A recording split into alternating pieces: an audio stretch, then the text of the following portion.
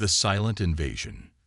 The Meridian Empire had ruled the galaxy for 10,000 years, spreading their influence across countless star systems with methodical precision. They were masters of assimilation, absorbing civilizations so smoothly that most species hardly realize they had lost their independence until it was too late. Their latest target was a seemingly unremarkable world in the Orion Arm, a planet called Earth. Admiral Vexthor stood on the bridge of the Imperial command ship Eternal Dawn, his scaled fingers trailing over the holographic display of the Sol system. The humans had already colonized Mars and established outposts throughout their asteroid belt. Primitive accomplishments by Imperial standards, but impressive for such a young species. "Begin the standard protocol," he commanded, his voice carrying the weight of countless successful conquests.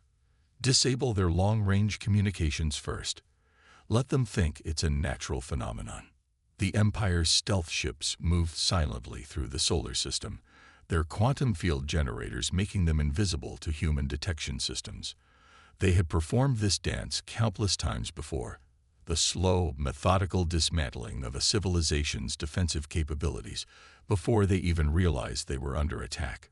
But something was different this time. Within hours of the first communications blackout, human engineers had already developed workarounds. When Imperial ships disabled their satellite network, ground-based laser arrays came online. When quantum interference knocked out their power grids, localized microgrids activated instantly. "Impossible," Vexthor muttered, watching as humans adapted to each carefully planned disruption. "Their technology is centuries behind ours. They shouldn't be able to respond this quickly." What the Empire failed to understand was that humanity had spent its entire existence adapting to adversity. Every natural disaster, every war, every catastrophe had taught them to prepare for the unexpected. They had developed their technology not through peaceful evolution like the Empire, but through necessity and survival. The humans' response to the silent invasion was unlike anything the Empire had encountered in millennia. Instead of panicking when communications went down, they innovated. Instead of surrendering when their technology failed, they improvised. The Empire's carefully calculated invasion timeline began to slip. "These humans," Vexthor's second-in-command observed, "they don't follow the standard response patterns. They're unpredictable." The Admiral's facial scales darkened with frustration. The Empire's strength lay in its ability to predict and control. Humanity's chaotic adaptability threatened to unravel 10,000 years of refined conquest protocols. When the Empire finally launched their first direct attack on Mars colony, they expected an easy victory. Instead, they found the colonists had transformed their mining equipment into makeshift weapons.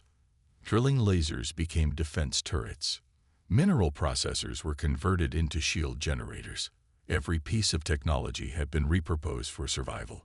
"Send in the Dominators," Vexthor ordered, referring to the Empire's elite shock troops. "Show them the futility of resistance." But as the Dominators descended on Mars, they encountered something they had never faced before: humans who refused to follow the rules of engagement. Miners in reinforced work suits charged Imperial soldiers head-on.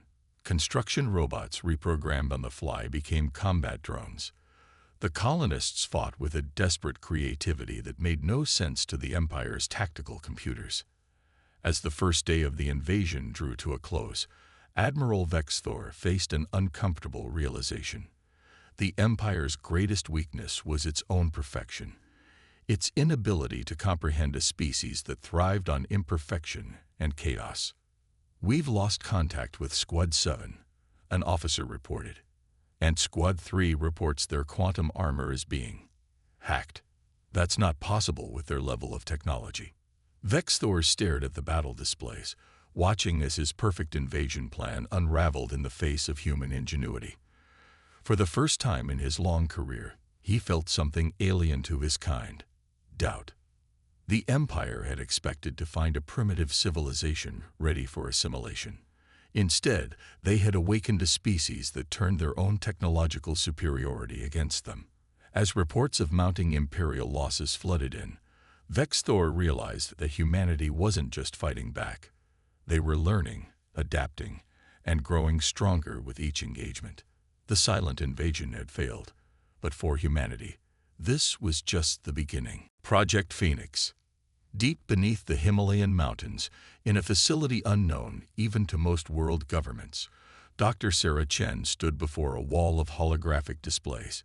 Each screen showed a different Imperial technology captured during the Mars defense, quantum armor fragments, pieces of their faster-than-light drives, and most importantly, their communication devices.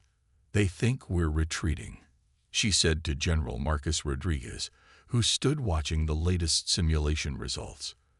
"But they don't understand what humanity does when backed into a corner." The apparent withdrawal of human forces from Mars and the asteroid belt had convinced the Empire they were following the usual pattern of submission. In reality, every retreat was carefully calculated. Each abandoned outpost contained hidden sensors. Every piece of destroyed equipment transmitted valuable data about Imperial technology. Project Phoenix had begun the moment the first Imperial ship was detected.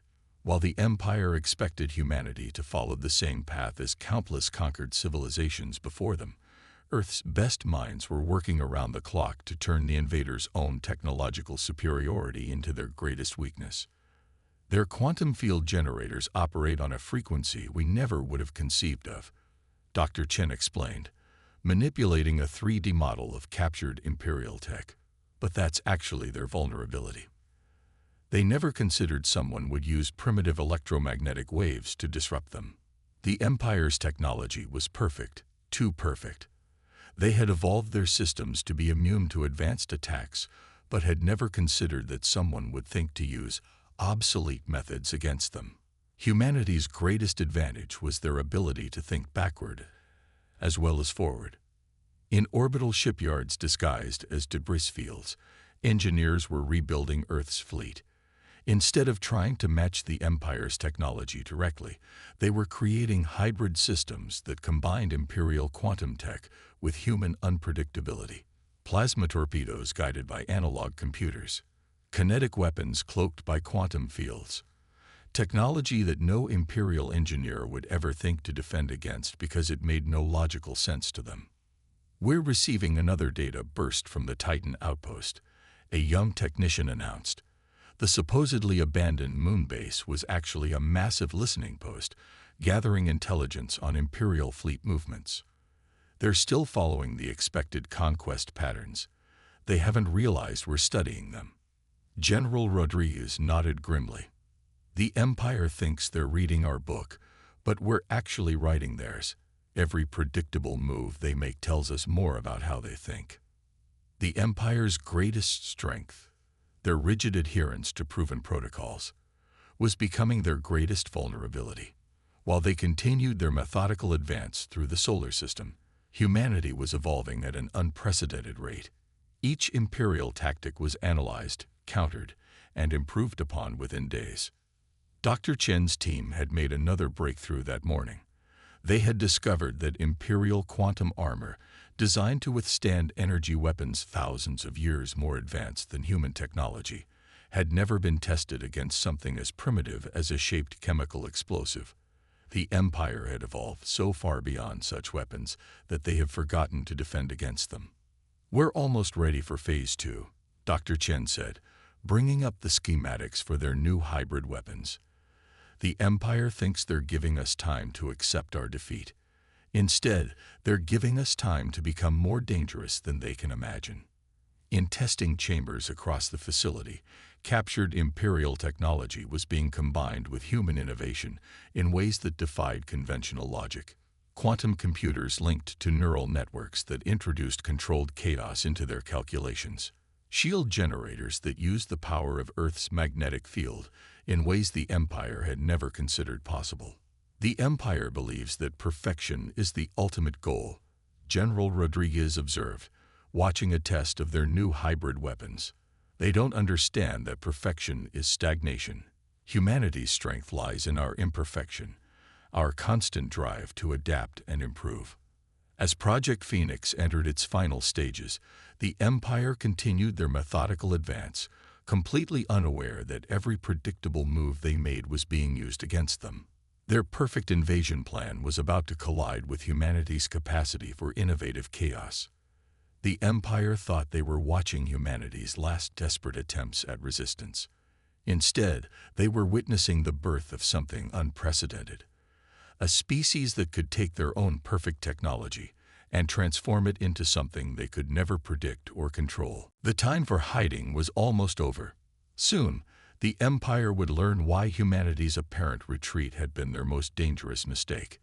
The breaking point. Admiral Vexthor stood motionless on the bridge of the Eternal Dawn, his scaled face illuminated by the holographic display of Jupiter's orbit. The last phase of the Empire's conquest of the Sol system was about to begin. The humans had retreated from Mars, abandoned their asteroid colonies, and fallen back to their homeworld. Everything was proceeding according to the ancient protocols, or so he thought. Multiple anomalies detected, his sensor officer reported suddenly. The debris field around Jupiter's moon Europa. It's moving. The debris, supposedly destroyed human mining stations and abandoned spacecraft, was coming alive. But these weren't the primitive vessels the Empire had faced before. These ships moved with impossible grace, their hulls shimmering with quantum fields that shouldn't have existed in human hands. Impossible, Vexthor whispered, watching as hundreds of hybrid vessels emerged from hiding. Their technology was centuries behind us mere months ago. The human fleet's first attack shattered every combat prediction in the Empire's tactical computers. Ships combining Imperial quantum drives with crude chemical thrusters performed maneuvers that defied the laws of physics as the Empire understood them. Weapons that mixed primitive kinetic projectiles with quantum field manipulation tore through shields calibrated to stop energy weapons thousands of years more advanced. They've corrupted our technology, Vexthor's second-in-command hissed. Twisted it into something chaotic. The Empire's perfect formations, maintained for 10,000 years of conquest, began to break apart. Their ships, designed to counter known threats, found themselves facing weapons that shouldn't have existed. Quantum armor failed against explosives that hadn't been used in warfare for millennia. Communication systems crashed when faced with simple electromagnetic interference. In the heart of the battle, the human flagship Phoenix rose from the chaos. Its hull was a patchwork of Imperial quantum plating and crude Earth metals, its weapons a hybrid of technology spanning thousands of years of development.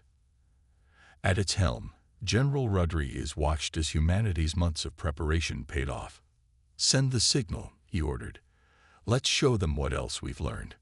Across the battlefield, dormant viral code hidden in captured Imperial tech activated. Systems that the Empire thought were perfectly secure began to behave erratically. Ships lost power as their quantum cores received conflicting commands from both their own computers and crude Earth-based processors grafted into their networks. Admiral Vexthor watched in horror as his perfect fleet descended into chaos. "This isn't warfare," he protested. "This is madness. They're violating every principle of technological advancement." But that was exactly the point. Humanity had no interest in fighting according to the Empire's rules. They had spent months studying how the Empire thought, how they fought, and most importantly, what they would never think to defend against. "Your Empire has spent 10,000 years perfecting your technology." Rodriguez's voice crackled across all frequencies, deliberately using primitive radio waves that cut through the Empire's quantum communications. "But you forgot the most important lesson. Perfection is predictable." The battle for Jupiter became a nightmare for Imperial tactical officers. Their combat computers, designed to calculate perfect solutions, crashed when faced with human strategies that deliberately embraced chaos. Ships that should have been invincible fell to weapons that should have been obsolete. As the Empire's front line crumbled, Vexthor finally understood humanity's true strength. They hadn't just stolen Imperial technology. They had fundamentally changed it, combined it with their own crude but unpredictable innovations in ways that no Imperial engineer would have ever considered possible. "Fall back," he ordered, watching as another squadron of his perfect ships was torn apart by weapons that violated every principle of proper technological development. Fall back to Saturn. We need to reconsolidate. But as his fleet retreated, Vexthor knew that something fundamental had changed. For the first time in 10,000 years, the Empire had met a species that didn't try to climb their technological ladder.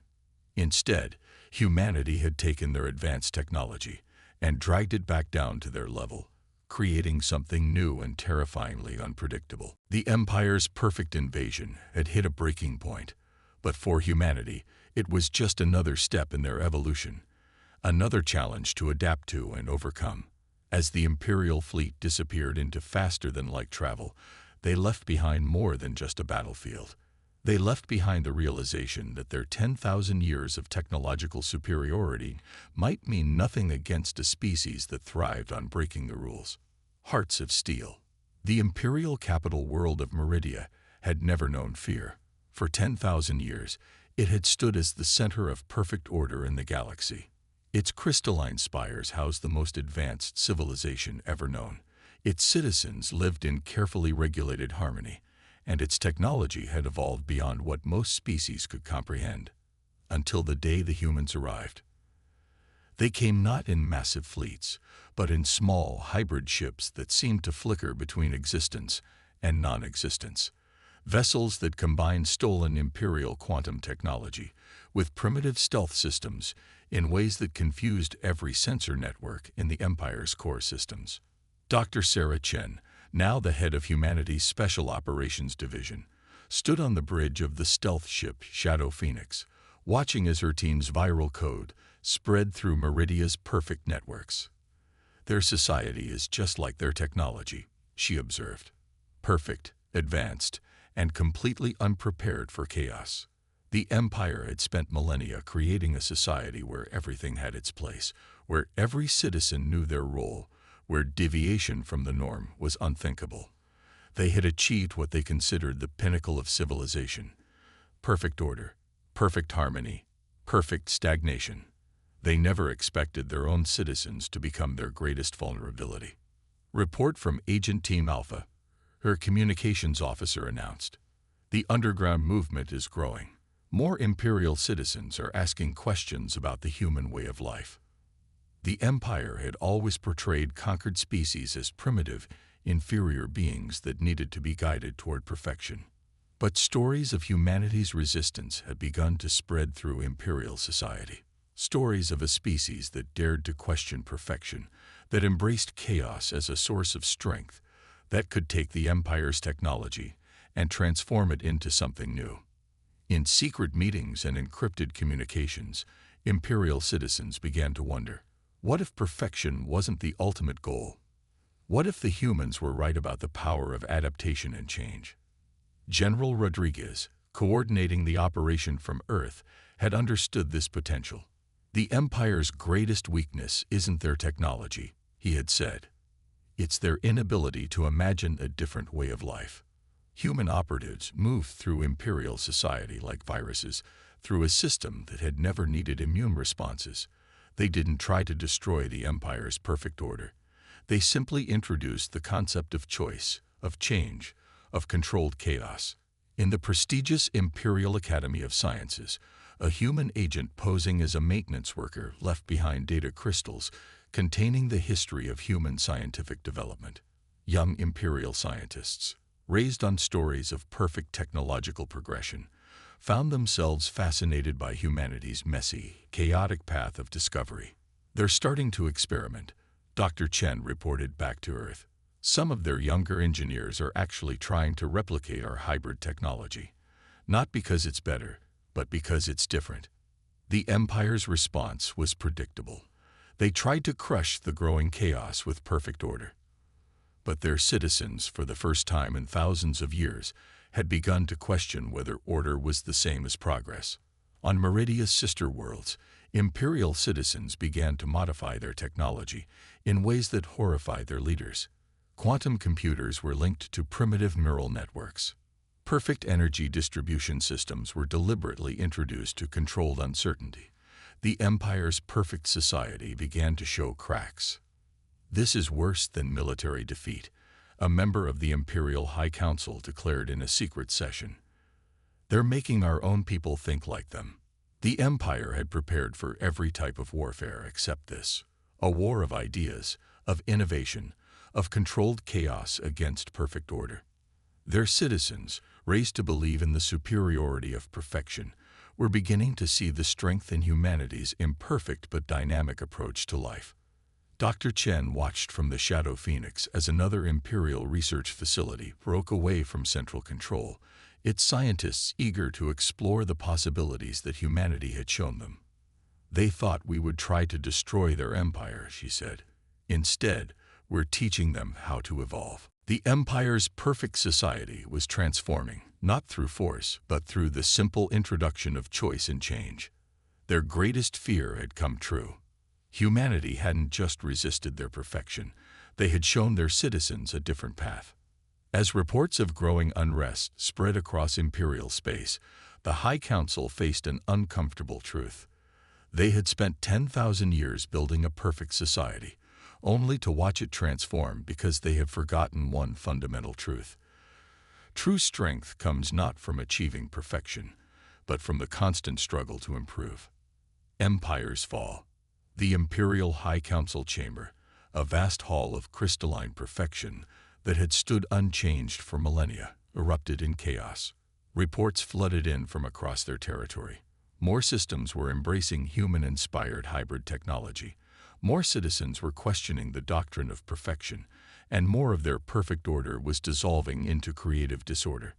We must crush this infection of chaos, High Counselor Zixtar demanded, his scales darkening with rage. Send in the purifier fleets. Destroy everyone who has embraced these human ideas. But for the first time in 10,000 years, the Empire's military faced widespread rebellion from within.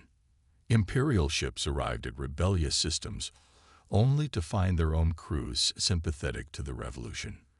The Empire's perfect control was crumbling not through defeat, but through choice.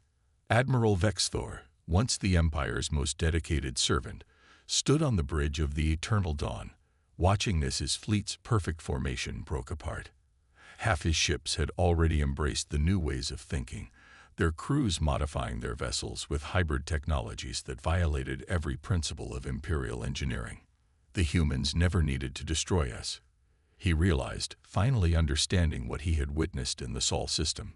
They just needed to show us a different way. On Earth, General Rodriguez and Dr. Chen monitored the Empire's collapse through their network of hybrid quantum sensors. They had prepared for a final devastating battle. Instead, they were watching a revolution of ideas tear down 10,000 years of perfect stagnation. Send the signal, Rodriguez ordered. It's time for the final phase. Throughout Imperial space, hidden human agents activated their emergency broadcasts. But instead of attacks or ultimatums, they transmitted something far more dangerous to the Empire's perfect order. They transmitted knowledge. The complete history of human development, their failures and successes, their constant drive to improve despite setbacks, their ability to learn from mistakes instead of avoiding them. The Empire's citizens, raised on stories of perfect progression, found themselves captivated by humanity's messy but dynamic history. They saw how repeated failures led to unprecedented breakthroughs, how imperfect solutions often solved problems that perfect ones couldn't, how chaos and order could work together instead of against each other.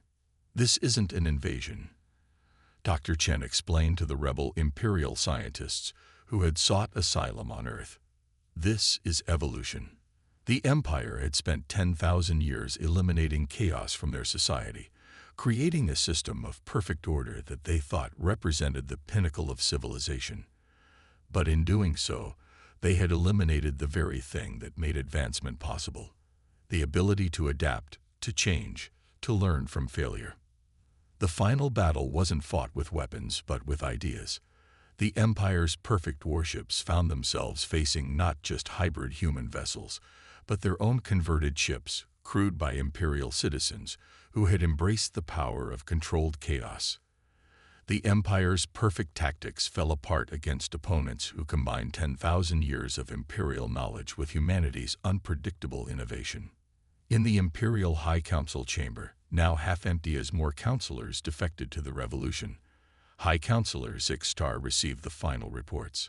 The Empire's perfect society was transforming into something new, not human, not imperial, but a fusion of both philosophies: order and chaos, perfection and adaptation, ancient knowledge and new ideas, all combining in ways that neither civilization had imagined possible. "We didn't lose to the humans," Admiral Vex Thor transmitted from his ship, now part of the combined human imperial fleet. "We lost to our own refusal to change." The Empire's fall marked not the end of their civilization, but its rebirth. Their perfect but stagnant society transformed into something dynamic and alive. The humans had shown them that true greatness didn't come from achieving perfection, but from the constant struggle to improve, to adapt, to overcome challenges.